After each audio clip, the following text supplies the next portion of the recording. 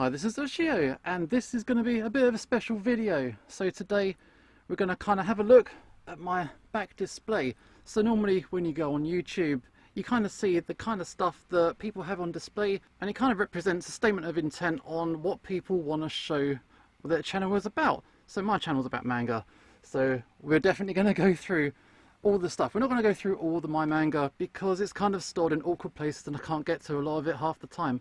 However, I can go through the stuff that you're going to be seeing a lot of, and there's some interesting stuff here. I've definitely picked stuff that is kind of like a variety of things.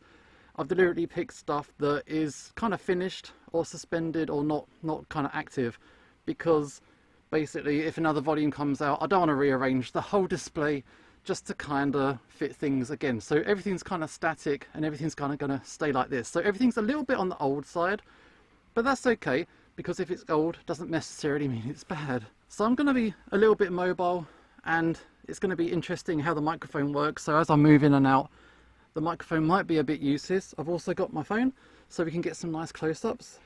Let's make a start. So where do we start? Shall we go like, maybe we'll go like clockwise. We'll start at the top left. We'll do like a circuit, and also ignore the background. So yeah, there is like stuff down here, and like if you're curious, that's like, there's some volumes of Yona of the Dawn there. So that's what's around there.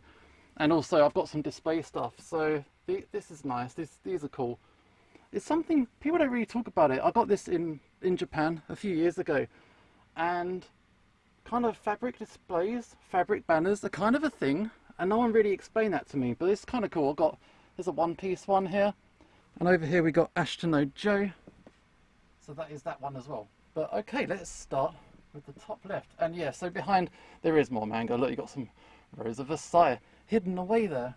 But over here, let's make a start. I'm not going to pull off everything off the shelf, but it's just so you get an idea. So we have got here Reptilia. Reptilia is horror manga by Kazuo Mez, and I think it's a shoujo manga. So it's kind of, at the minute he's kind of popular because the Drifting Classroom just came out, and that's the kind of cool manga. I need to read that one and refresh it for myself. So I'm kind of trying to pick stuff that's a little bit of a sidestep to what you normally see. So normally when you think horror manga, everybody considers like Junji Ito to be the first stop, and they're kind of correct really, but I'm awkward, I'm a bit difficult, and I just want to kind of show some different stuff, which is kind of what the channel's about. Also, I didn't even mention before, I'm going to put this book back first. I forgot to mention the reason I'm having this video. This is to celebrate 250 subscribers. So basically I just wanted to say thank you very much for 250 subscribers. So I think maybe it'd be fun, every kind of major landmark kind of like subscriber count, so like 300, 400 subscribers, I can do a bit of a special video. So this is a special for 250 subscribers. We're going to check out a bunch of manga. There's about 30 odd different titles here, lots of mini reviews, just kind of talk about the width and the breadth of all weird shit that I sometimes have on my shelf. Some stuff you'll definitely have heard of, maybe one or two a bit more unusual. I haven't gone too obscure. So yeah, let's keep exploring. So over here we have got Crying Freeman. I don't want to speak too much about this because I think I'm going to be doing a full review of this not too distant future. Basically, if it was like a James Bond manga but they were willing to have more nudity, this is what Crying Freeman's kind of like. It's kind of absurd. It's got some really nice artwork and great action. So that's Crying Freeman. Next up, just above it, I've got Chio's School Road. And it's just a nice little comedy manga. It just finished recently. Oh, I need to hold stuff with my other hand. Oh, over here. Yeah, here we go. Yeah, so Cheese School Road, it's my kind of humour. It's kind of lowbrow. It's kind of stupid. And that just sits well with me. That's just fun times. So quickly, we're just going to breeze through some of these. Some I'll have more to talk about. Some aren't very fresh in my mind. So I'm going to have to make it up a little bit on the spot. So let's have another look at the shelves. How are we doing over here? So we've done Reptilia, Crying Freeman, Chio's School Road. We'll come back to this one because it's kind of straight down here. But we've got some random Gashapon here. Got a P-chan from Ranma. Got Zoro, Brooke and Nami. Obviously, they're from One Piece, these guys, so that is nice. Also, hidden along the top here, I've got Survival in the Office. This is a really odd, kind of funny, bilingual manga. So it's half Japanese, half English, and it's quite a fun little obscure one. I kind of tucked it in there just because it fit. There are 5 volumes there. Okay, next up is a big one. We have got Nana, Shojo Beat, 21 volumes. It's technically complete, but the author fell ill. So we got some issues with this one.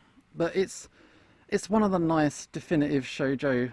It kind of pushes boundaries, and it goes a little bit more mature in some of the themes it covers.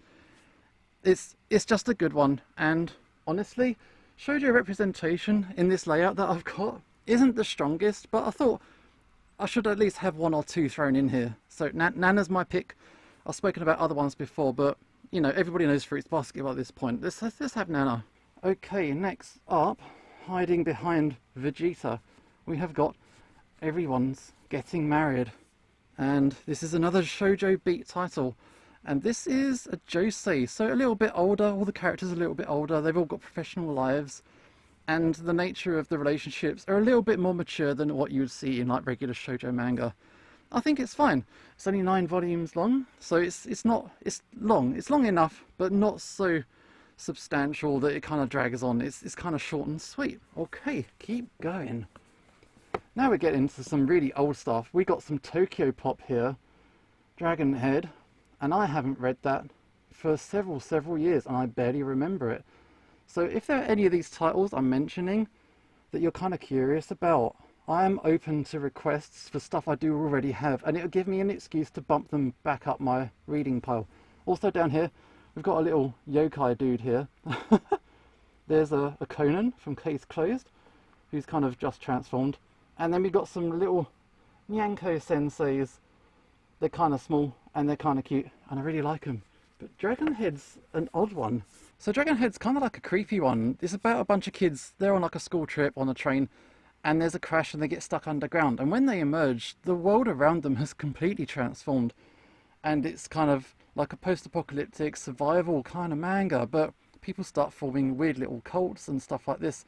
And it's kind of hard to see what's going on. It's nice and claustrophobic, and it's a nice little ignored classic. And 10 volumes long, not too long, kind of hard to pick up now, and I'm surprised no one's gone back to like rescue this. But it's on the shelf, and maybe over time I can return to it and tell you a little bit more. Next up, we have got hidden here behind Nyanko Sensei, Velveteen and Mandala, and I think I'm going to leave that one on the shelf. It's a bit of an odd one. Another post-apocalyptic kind of manga. There's some zombies in there. There's some weird stuff in there, and it's definitely suited only for people who are 18 years and over. And yeah, let's move on. We've got Domu, Katsuhiro Otomo. So obviously the big one here is Akira. Hopefully, if you're watching this, you've got a vague idea on what Akira is. It's a big post-apocalyptic. Is this like the post-apocalyptic corner? This is what this is. This is what this is. So Akira is set in like Neo-Tokyo. Bad things happen. Psychics show up. Buildings explode. Everything goes to hell. Then there's like a flash forward, and everything's really gone to hell. All the buildings are completely destroyed, and they're just kind of surviving and forming their own new nation. It gets a bit off track from how it started off, but it's cool. It's a genuine classic, and it's not like a highbrow classic. It's just good. It's got some fun moments, and it's got some really nice artwork and action. But no, Domu. Let's talk about Domu. This is one that's, I don't know why it's not in print. What's going on with this? It's really good. It's all in one volume, and it's not super thick. You can read it in one sitting. It's another one about the psychic kids blowing buildings up, but it's just small and perfectly formed. There's honestly not a lot wrong with this, and for some reason it's out of print, and I can't explain it. There's no justification for it. I find it difficult to believe that we can have a massive deluxe box set of Akira, which, who can afford that? But apparently that's on sale, but not a single volume one like this. And this is just as good, if not slightly better, because it's kind of shorter and kind of more focused in what it's trying to do. But yeah, Domu, nice one. So we'll keep moving around. So underneath Akira, we have got, that is my light switch, and if I don't have that, I cannot see. Chopper is guarding the light switch, and that is fine. So down here is kind of like my little hipster corner.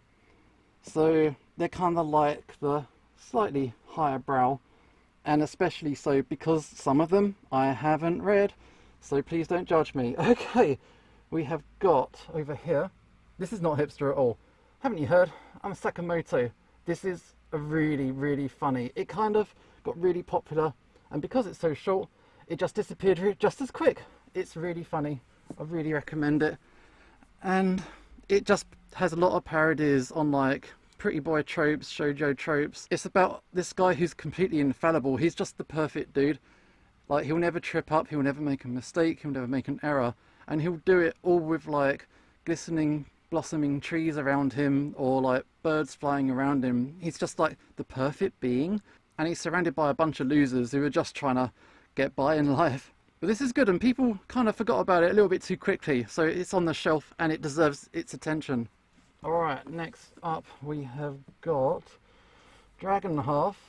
I won't get it off the shelf. Basically, it's an old classic anime, and a lot of people watch the anime and it's really funny. And then Seven Seas came along and they stuck it into 7 volumes into 3 chunky books. It's just a big comedy and everybody is stupid. It's fantasy set, and I need to go back to it. I got about halfway through volume 2. It's a lot of fun and it's worth recommending. Alright, next up we have got, I'm not going to pull these out because everything's then going to fall off the shelf. So over here we have got Panorama Island by Suehiro Maruo, and I'm hoping that this is an artist I can talk a little bit more about over time, because he does really gross, horror, creepy, odd manga, and this is something I want to definitely share more on in future. I haven't actually read this, so I'm a bit of a hypocrite, but I've read some of his other stuff, and that's some nice stuff. Okay, underneath we have got Therme Rome. As I say, we're really getting into my hipster stuff that I haven't read before. I know it's a comedy manga about a Roman who gets stuck in a Japanese bath. This kind of thing is a little bit absurd, and I need to check it out as soon as possible. Next we have got, this is A Distant Neighborhood by Jiro Taniguchi. Jiro Taniguchi is one of these artists who is loved in France. They really like his stuff, and I can see why this is one of his best in my opinion. It's about a middle-aged guy who kind of transports back in time to when he was a child, in the period where his dad walked out on the family. So it's kind of interesting to see a different period of time, and also from like an adult's perspective, maybe appreciating why his parents treated him the way he did when he was younger. It's a nice one, and I do recommend this. Okay, keep going. We have got Space Battleship Yamato, which I have not read, but it had to go here because it fits nicely with all the other hardback ones. So this is part of Seven Seas Retro line, which they started, and have they got any more planned? I'm not sure. Same with Cutie Honey, but Devilman deserves its space, and because Devilman deserves its space, it means that everything else has to fall in line. Got Queen Emeraldus up here. This is here because it pins down this one. This is Me and the Devil Blues. It's the same artist as Prison School, and it's about Robert Johnson, who is a famous blues artist, and he was reputed to have sold his soul to the devil to give him his musical powers, or, you know, abilities. It's excellent. It's incomplete. It was originally printed by Del Rey, but they disappeared when they got merged and turned into what is now Kodansha, and they opted not to continue printing it, which is kind of a shame, and I think it's worthy of another go. The cover's a bit flimsy, the paper they use, which is why I've pinned it down with Queen Emeraldus. I'm sure I need to read this again. It's not a paperweight, it is a decent manga, but I only got halfway through, so I need to check it out again. Also, my camera phone just overheated. So if my phone's overheated, how do you think I feel? So if I haven't got my camera phone anymore, I'm going to have to improvise. Okay, next up. There wasn't any way I could do a video without featuring this artist in some point. So this is Osamu Tezuka's Phoenix, and you probably know Osamu Tezuka, and maybe you don't know Phoenix so much. It's essentially his life's work. So Tezuka is deemed or termed the god of manga. He was in the right place at the right time. So just after World War II, Tezuka was kind of the person who was at the forefront of modern manga as we understand it. There was manga before, but the way it evolved since World War II, Tezuka's credited whether it's true or not, that's another video for another time. Tezuka is credited with influencing it in such an important fundamental way. And honestly, Phoenix is one of his best works. It kind of contains all of humanity, all of like religion, mythology, life, death, all of it. Everything is encompassed within one work. It's a hell of a thing. Unfortunately, he passed away before he could finish it, but there's some amazing stuff in here. And Phoenix is one of his best, so this is why it's here. Also, it was originally published by Viz Media in a magazine called Pulp, and Pulp was a very nice magazine, and it published a lot of kind of alternate interest manga. I cannot get this book back on the shelf. There we go. So hopefully the camera's working again. So yeah, this logo, Pulp, they did some great stuff. So down here we got Bakune Young, which is a crazy, really out there action violent manga. And up here we got Dance Till Tomorrow, which is a kind of entertaining character focused manga. I need to go back to it, it's been a long time. So that is a nice set there. Up here we've got Polar Bear in Love, which is about a polar bear who falls in love with a baby sea lion. But the sea lion's always terrified because they think it's going to get eaten, whereas the polar bear just loves it. It's a nice little comedy manga. And above here we have got a couple of Hideshi Hino manga. We have got Hell Baby and Panorama of Hell. And they are quite old. And it's another example of like horror manga, because there is a variety of stuff out there. So hopefully in time I can return to more Hideshi Hino. Up here we have got Skull-Face bookseller Honda-san, which is a manga about a person who works in a manga shop. And honestly, I'd really like their job. That would be so good to have that experience. Down here we have got Magic Knight Re-Earth, Clamp. This is the old, look, Mix. Before it was Tokyo Pop, it was Mix. So these are old manga. And Clamp, a hugely popular artist, very influential. So I think it's just a matter of time before we cover some Clamp stuff on the channel. Up here we've got Dambo and Nyambo from Yotsuba, so that's who they are. We'll move on. We have got Kingyo used books. Let's get one of these out. So this is one of my favourites actually. It's really good. It's a manga about manga.